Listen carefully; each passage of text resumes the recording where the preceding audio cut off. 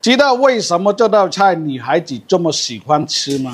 因为它的鲜香麻辣都在里面了，而且荤素搭配的非常好。各位老师精神，今天和大家做一道田螺猪手包。先来看所有的材料，包括有虎皮猪手、田螺、辣椒油、姜葱蒜、油果、陈年的酸笋、香芋、蒜苗、芹菜，这个是香料，有一些我打成粉了。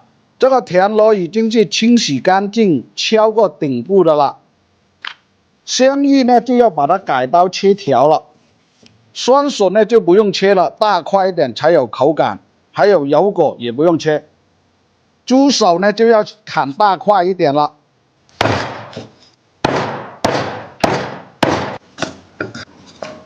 先把田螺放到锅里面做一次焯水，同时加入适量的姜汁酒。煮开了这口倒出，还要给它清洗一下。接下来这一步就是炸香芋了。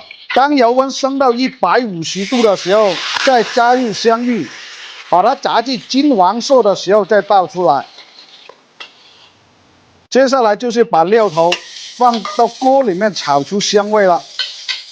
香料这个时候也加入到里面了，还有田螺。放到一起煸炒，还有料酒，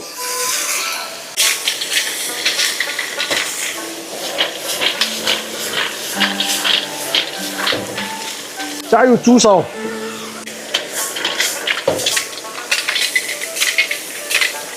到了这一步呢，就是鸡汤了。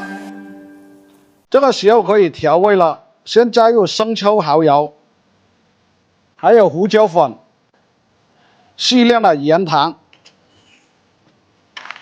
把它搅拌均匀了以后，接下来就是把所有的材料放到里面去了，香芋、酸笋，还有油果。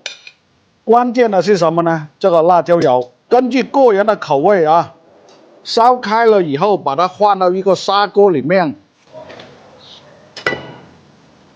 知道为什么这道菜女孩子这么喜欢吃吗？因为它的鲜香麻辣都在里面了，而且是荤素搭配，只要把里面的味道包制出来，非常棒的一道菜式。时间到，已经是闻到这田螺的鲜味了，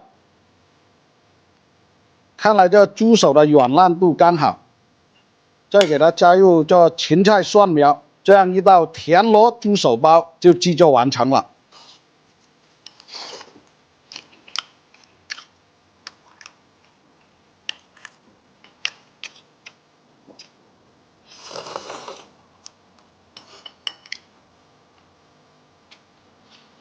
可以这样说，鲜味十足，整2块这样是满头大汗，非常舒服。有喜欢的朋友可以尝试一下。